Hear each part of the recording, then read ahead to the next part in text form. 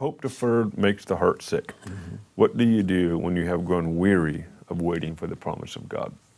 You know, you could answer that one. That's one of your strong points. You know, we've been, I don't know, forced would be a wrong word, but I feel like directed into this subject as being able to live in the midst of disappointment is how we've done well. Yep. It's just, you know, on the surface at a distance, people may get the wrong idea that it's just all miracles and breakthroughs. I mean, I'm sure you remember, we had 10 people close to us in the church die in 18 months. Mm-hmm. And how do you weather that? How do you navigate that kind of stuff? Personal friends, young people, horrible things. And how do you walk through that? How do you navigate that contending for a breakthrough and just not getting it without blaming God? The only way I know to do it is I don't hold God hostage to one particular answer. For example, I need a breakthrough in, let's just say, finances. Yeah. That if God is really good, then I'm going to get a breakthrough here. And what happens is people unintentionally hold their entire esteem in view of God's nature, presence, purpose, all that stuff is hinged on that one answer. Yeah. And so they withhold themselves from giving themselves completely to God in the meantime.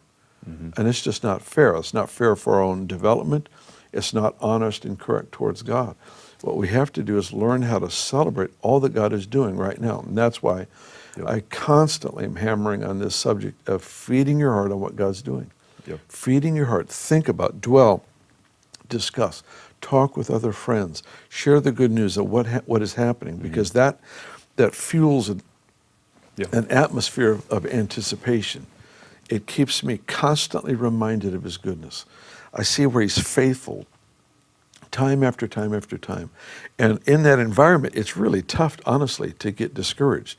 I may have this nagging problem here, and it may be a whole lot bigger than a money issue. It may be a health issue or family crisis or whatever. Yeah. This thing is always there, and it doesn't help to live in denial and pretend that it's not there. But it sure does help that that 90% of my life is filled with strength, so that I have the energy of God, if you will, the life of God stirred up within me, that I might have an answer for this 10% of my life that just seems to be dragging me down. Yeah.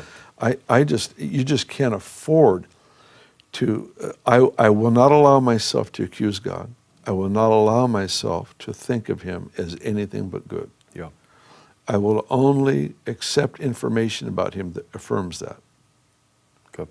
I won't, if somebody shares a testimony and they'll talk about how God used sickness in their family, in my heart, I retranslate it. Yeah. I don't need to try to correct everyone, and I don't bother with that. It's not my job. Yeah. But in my heart, as they say, I know that God gave me cancer. It brought my family together. All these people got saved as a result, and I'm so thankful for the privilege of enduring that disease. All right, I retranslate it in my heart. God, I know you didn't give cancer. You're not the author of that devilish disease, but you're so big that you can win with any hand that's dealt, and you reverse the effect of this, and I give you praise. So I'm able to rejoice with them without being combative, because I can celebrate the part of the story that's right. And that's what I do my whole life. Yeah.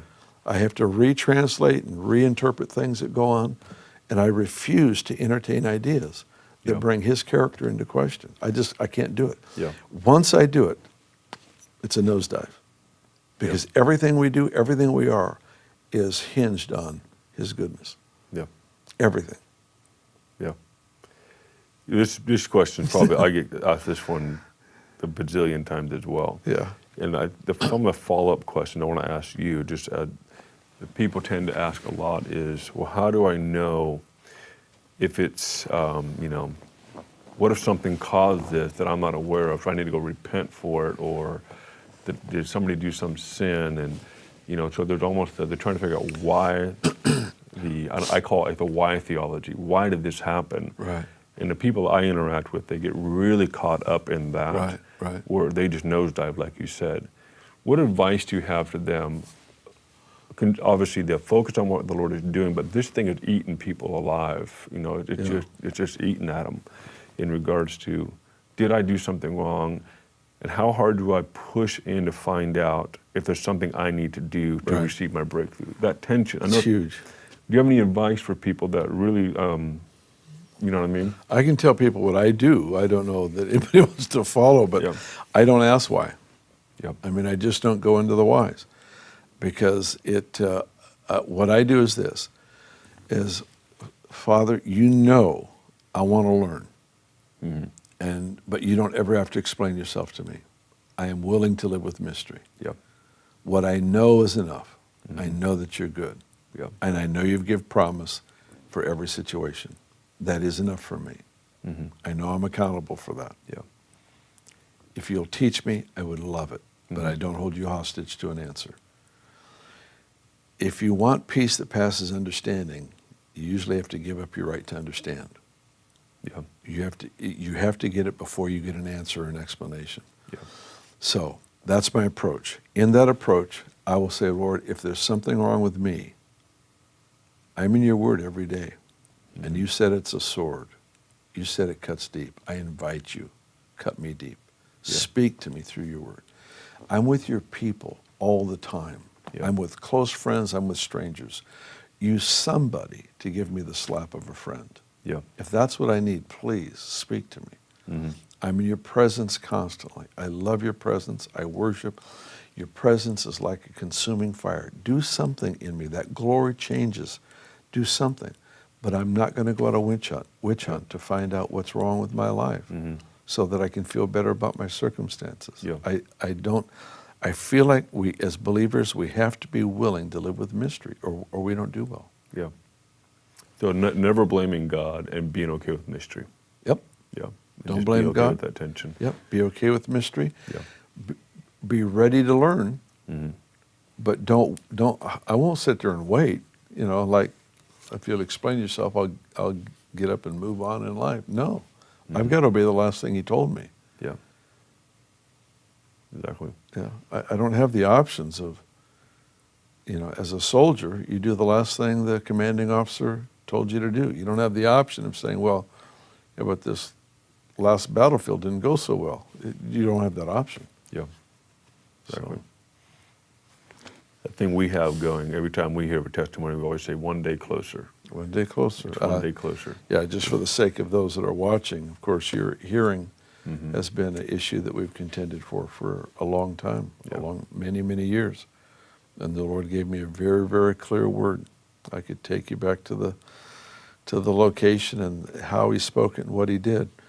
But in that process, there have been so many people that have been healed of deafness and different levels of deafness. And for the sake of the audience, I come back to the staff meeting and we'll share another story. In fact, one of them was bizarre because it actually ended up 85 people in one night got healed. That was in Nashville? It was Dallas. It was in Dallas? Yeah, it was in Dallas. That's right. 85 people in one night, 82 within just a few minutes of each other. Just was one sweeping thing. Bizarre. So I come home and I share the story, and Eric's response to me as I share it to the whole staff, I look over at my son, and he'll look at me and he says, "We're one day closer, Dad." I go, that's right. And that's it.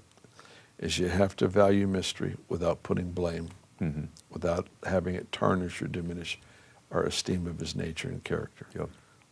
There's no lack in his end of the equation. And you've done it well.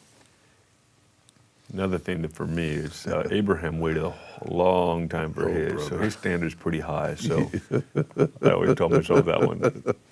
100 years. Long time. Oh, bummer. So we can do it. That's my point. That's right. We can do it.